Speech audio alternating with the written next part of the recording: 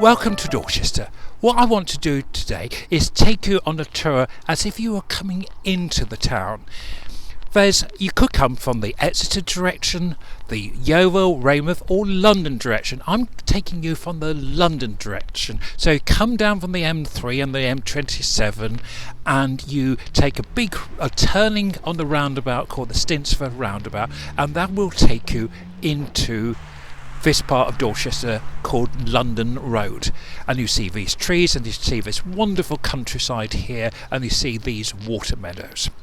The first really interesting feature I think you could cross is Gray's Bridge. Now Gray's Bridge has this fascinating sign on, and the sign is signed by T. Fuchs, and it basically tells you that if you damage this sign you could be transported to Australia.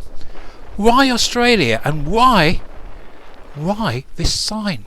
Well, in the 1780s, where there was a famine in the countryside and farm labourers were paid badly, farm labourers were getting a bit fed up, and there was riots, there was discontent, and there's some damage caused to public roads and buildings. So this is a sign not to do that damage, or else you will be persecuted and you will be sent to the colonies, as in Australia. So we go over the bridge and we've got this part of Dorchester called London Road. It's very flat here. We've got the water meadows, we've got 1930s development. It's then changes just up, we pass the garages, past an antique centre, and at this point we have not actually been in Dorchester. Though we've seen the sign for Dorchester, we've actually been in the area of Dorchester called Fordington. Fordington and Dorchester. Fordington was a very large village where Dorchester is an ancient town which goes back to pre-Roman times. Maiden Castle goes back 2,000-3,000 years. But it was the Romans that really settled here. And at this point here, where we come to this bridge, this is basically the start of Dorchester, and from the moment the hill begins to rise, this is Dorchester, and this part is called High Street. We have a wonderful array of Victorian buildings. We have this great interest, we have this wonderful church here called All Saints. It's now a home for things from the museum, and it's mentioned in the Thomas Hardy novels. Of course, Thomas Hardy is the great local novelist who based his novel Casterbridge on Dorchester. The mayor of Casterbridge is actually based on Dorchester. And this wonderful church tower here was designed by a wonderful architect called Benjamin Fiery, and he also designed the clock on the coin exchange. The coin exchange is like the town hall of Dorchester. The town hall was built first and the clock was built afterwards. And if you look up the High Street, it's really interesting how these two factors, these two towers basically really make a wonderful balance. It's not an accident, it was basically an architect who came up with the idea. We have the wonderful King's Arms, which has recently been decorated and, well, a lot of renovation. The poor King's Arms was really suffering. It goes back, it's a historic coaching house. I think it prides itself in having every single monarch from George I having stayed there at some point. Audrey Hepburn stayed there once. Audrey Hepburn had an aunt who lived in the town, and Audrey Hepburn, I think, came and visited her aunt, or it was some relative, in the early 1960s, late 50s, early 60s. Not sure the date myself. But continuing up the High Street, we have this road going down, which is the High Street.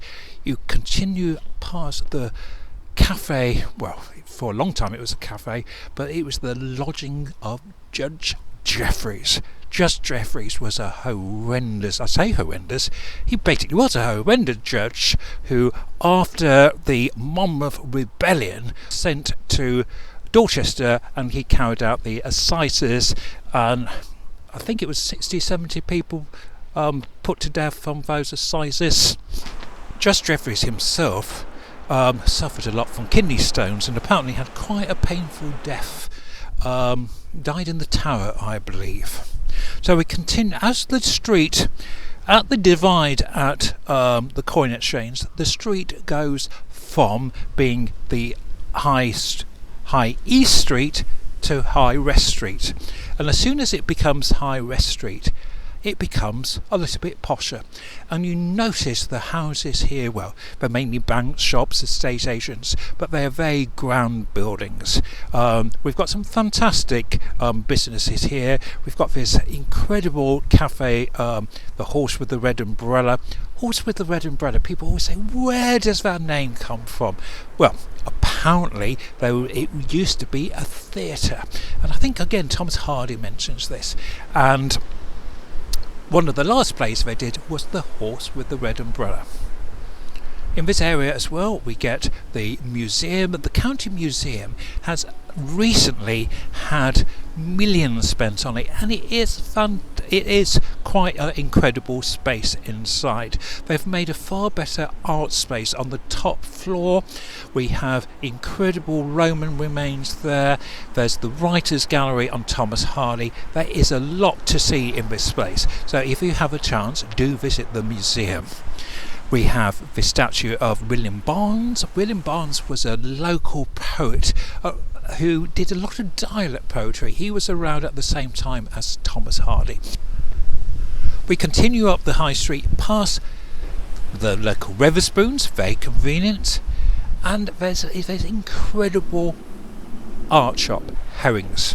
If you have time, I would very much recommend Herrings. Everything for the artists. And this video isn't being endorsed by any local businesses, I must hasten to say. Any opinion is my opinion and my opinion only. Another key building on the High Street is the Shire Hall. The Shire Hall was the place, it was the courtroom. And it's the courtroom that saw the Tolbottle Martyrs, who were some of the first recognised union groupings. It was a little group who met to protest against their wages being cut in the local village called Tolbottle, and they were brought to court for their action because they withdrew their labour, and I believe the crime was meeting a forming an organisation, and they were sent to Australia, and this caused great public uproar, and they were eventually pardoned. And this building I believe has for a long time belonged to the TUC, and about 5 years ago there was an extensive restoration of it, and it's a really interesting place to visit. Plus there's a civil rights gallery upstairs, and there's all sorts of interesting exhibitions that take place throughout the year. Plus it has a good coffee shop like the museum. So we continue up the High Street. There's this building called the Spice Centre, which is another historically interesting, who's a pioneer photographer who had a studio and workshop. I'm going to do another video on this at another date. We eventually get to the top of the High Street, and at the top of the High Street we have, just to this one side, we have this statue of Thomas Hardy. There's a lot to see in the town. I've just scratched the surface today with the High Street. Hope you can visit soon. Hope you've learnt something. Bye for now.